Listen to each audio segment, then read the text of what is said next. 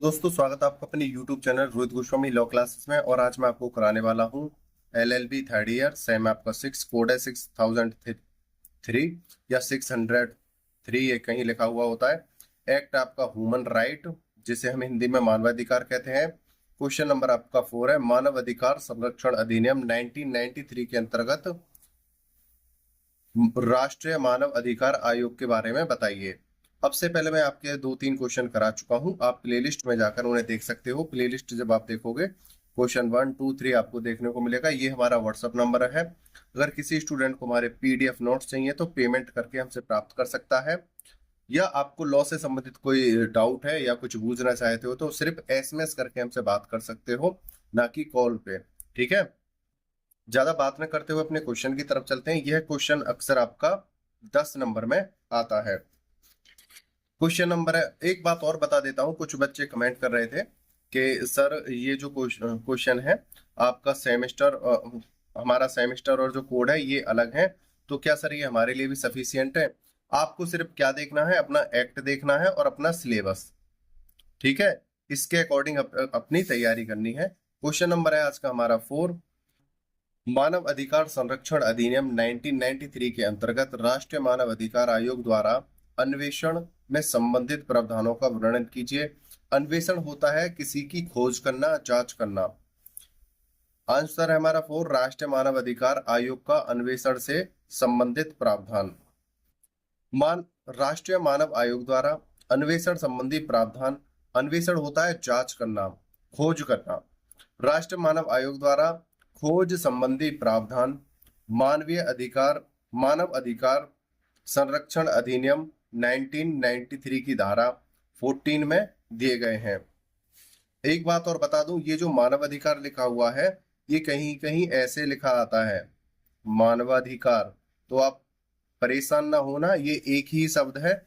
मानव plus अधिकार, इनका संधि विच्छेद करोगे तो मानव अधिकार मिलेगा, नहीं तो ये मानवाधिकार है। ठीक है, तो इस प्रकार से भी लिखा आ सकता है। तो सेक्शन 14 में दिए गए हैं, वो किस प्रकार से हैं देखते हैं। कहने का मतलब ये है, ये जो हमारा एक्ट है मानव अधिकार संरक्षण अधिनियम 1993 के अंतर्गत, ये बताइए जो हमारा राष्ट्रीय मानव अधिकार आयोग है वो किस प्रकार से अन्वेषण या जांच करता है, उन प्रावधानों को बताइए। तो ये हमने बता दिया है, सेक्शन 14 के द्वारा करता है। कौन से 14? मानव अधिकार संरक्षण अधिनियम के द्वारा।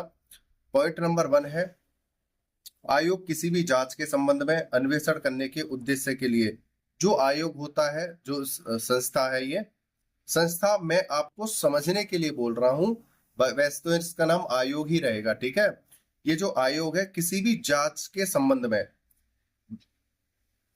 अन्वेषण करने के उद्देश्य के लिए केंद्र या राज्य सरकार की सहमति से उसके किसी भी अधिकारी या अन्वेषण एजेंसी की सहायता प्राप्त कर सकता है। अगर किसी विषय में कोई जांच पड़ताल करनी है, कोई खोज करनी है, किसी सबूत को या तथ्य को देखना है, जानना है, तो उसके लिए क्या है, केंद्र या राज्य सरकार किसी ऐसे व्यक्ति को या अधिकारी को बुला सकती है जो राज्य या केंद्र का हो। ठीक है, या जो प्रशासनिक अधिकारी है। अधिकारी या अन्वेषण एजेंसी को आयोग के निर्देशों एवं नियंत्रण के अधीन रहते हुए किसी भी मामले में निम्नलिखित कार्यों के निपटारे का अधिकार होता है। अब इन्होंने बोला है जो प्रशासनिक अधिकारी जो इस कार्य के लिए अन्वेषण के लिए नियुक्त किया जाता है, ये बोल रहे हैं जो इसकी गरिमा होती है उसके अधीन रहते हुए वो किसी भी प्रकार से कार्य कर सकता है। यहाँ पे देखो, समझो, अधिकारी या अन्वेषण एजेंसी को आयोग के निर्देशों एवं नियंत्रण के अधीन, जो आयोग है, आयोग के जो निर्देश हैं, जो नियंत्रण है, उसके अधीन रहते हुए वो किसी भी प्रकार से कार्य कर सकता है। जैसे एग्जाम्पल के तौर पर यहाँ पर पॉइंट दिए गए हैं, उन्हें देखते हैं। क्या? किसी व्यक्ति को समन करना, समन मतलब होता है बुलावा किसी भी प्रकार का, उसकी हाजिरी सुनिश्चित करना और उसका परीक्षण करना। दूसरा है, देखो इसमें एक्सप्लेन करने वाली कोई बात नहीं है, इतने आप सक्षम हो, आप समझदार हो, आप इस चीज को समझ गए होगे। किसी दस्तावेज, दस्तावेज होते हैं हमारे कागज या जो सबूत है, किसी दस्तावेज के प्रकटीकरण यानी उन्हें पेश करने के लिए या प्रस्तुतिकरण की अपेक्षा करना। दूसरा ग नंबर का है, 3 नंबर ग। किसी कार्यालय में से कोई लोक दस्तावेज या उसकी प्रतिलिपि प्राप्त करना। जैसे कोई कार्यालय है, जैसे हम जांच कर रहे हैं, कोई कार्यालय है, वहां से किसी प्रकार का कोई दस्तावेज लेना है तो उसकी हम प्रतिलिपि यानी एक कॉपी हम सदृश्य वाली ले सकते हैं। आगे चलते हैं।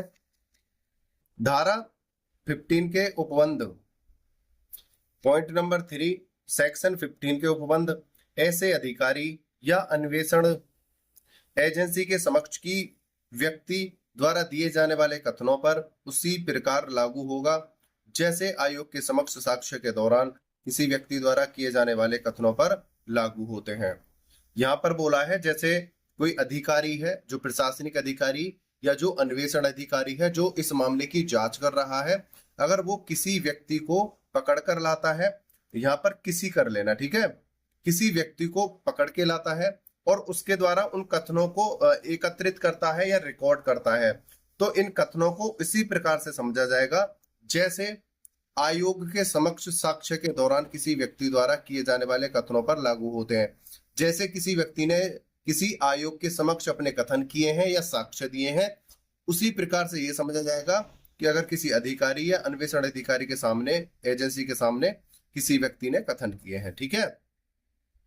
4th नंबर का पॉइंट है, उपधारा 1 के अंतर्गत ऐसे अधिकारी अथवा एजेंसी जिनकी सेवाएं ली गई हैं, मामले में अन्वेषण पूरा करके आयोग द्वारा निर्धारित समय अवधि के अंदर आयोग को रिपोर्ट प्रस्तुत करेंगे। भाई ये तो निश्चित बात है, जब कोई किसी कार्य को हम करते हैं उसकी एक समय सीमा होती है, उस समय सीमा के अंतर्गत हमें वो जो दस्तावेज है, जो या सबूत है, जो जांच है, हमें उसको पेश करना होता है।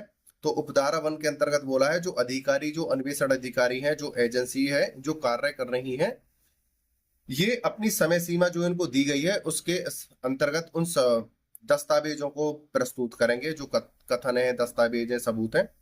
5th नंबर का पॉइंट है, ऐसी रिपोर्ट प्राप्त होने पर आयोग उसके तथ्यों व निष्कर्षी के सही होने के बारे में अपना समाधान करेगा। आयोग जो है, भाई आयोग के पास वो पहुंच गए जो उन्होंने पहुंचाने थे, जांच के आधार पर जो भी दस्तावेज हो, सबूत हो, कथन हो, वाक्य हो या कोई प्रतिलिपियां हो, अब ये आयोग का कार्य है उसे क्या समाधान करे क्या ना करे, तथा उचित समझे जाने पर उसमें आगे जांच। अब पहले बोला है कि जो भी दस्तावेज या जो भी सबूत, जो भी कथन सामने आएंगे, पहले आयोग उसे देखेगा।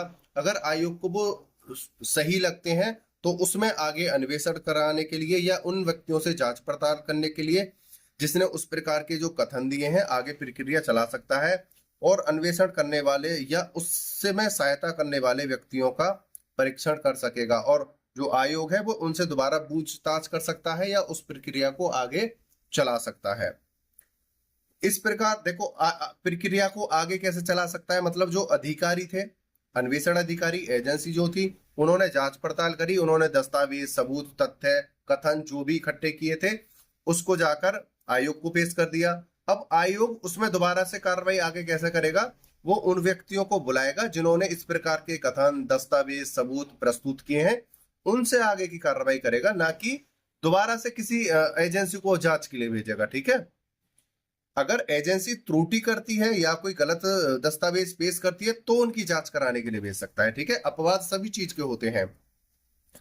इस प्रकार मानव अधिकार संरक्षण अधिनियम की धारा 14 को आयोग को इस बात के लिए शक्ति प्रदान करती है कि वह किसी मामले की जांच के दौरान अन्वेषण कराने तथा अन्वेषण में केंद्र या राज्य सरकार के किसी अधिकारी या एजेंसी निर्धारित समयावधि में मामले की जांच करेगा और अपनी रिपोर्ट आयोग में पेश करेगा। आयोग इस रिपोर्ट को सही पाए जाने पर मामले में जांच करके परीक्षण कार्रवाई आरंभ कर सकेगा। ये सेक्शन 14 जो है इसने सारी बात एक बार में बता दी है। कोई मामला है, उस मामले की जांच के लिए आयोग केंद्र या राज्य सरकार से किसी भी प्रशासनिक अधिकारी को या किसी एजेंसी को किसी भी मामले की जांच करवाने के लिए उन्हें नियुक्त कर सकता है, और उनके आधार पर जो जांच होके आती है उनकी सही है या गलत है फिर आयोग जांच करेगा। अगर आयोग उसे सही साबित कर देता है तो उसमें संबंधित जो व्यक्ति हैं, जितने भी उसमें संबंध रखते हैं, उनके आधार पर वो अन्वेषण की कार्रवाई आगे कर सकता है या उनका पुनः परीक्षण कर सकता है।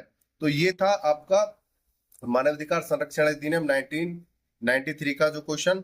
लेकिन एक यहाँ पर बाई मिस्टेक छोटा सा फॉल्ट गलती हो गई है मेरे से। यहाँ पर जो सेक्शन आपका 15 लिख गया है, ये बाई मिस्टेक हो गया है, आप इसे 14 ही करना, ठीक है। क्या करना, 14 ही कर लेना पूरा इसे, ठीक है। ये बाई मिस्टेक हुआ है, जैसा कि मैं प्रत्येक वीडियो में बोलता हूँ, अगर मैं स्टडी कराता हूँ बाई चांस कोई मिस्टेक हो जाती है तो उसके लिए क्षमा प्रार्थी होता हूँ। तो इसकी ये थोड़ी सी मिस्टेक थी, आप इसे सही कर लेना। और ये 14 का पॉइंट नंबर 3 है, ठीक है। आपने वीडियो को अंत तक देखा है, मुझे अच्छे से सुना है, उसके लिए धन्यवाद। टेक केयर, बाय बाय, जय हिंद, जय भारत।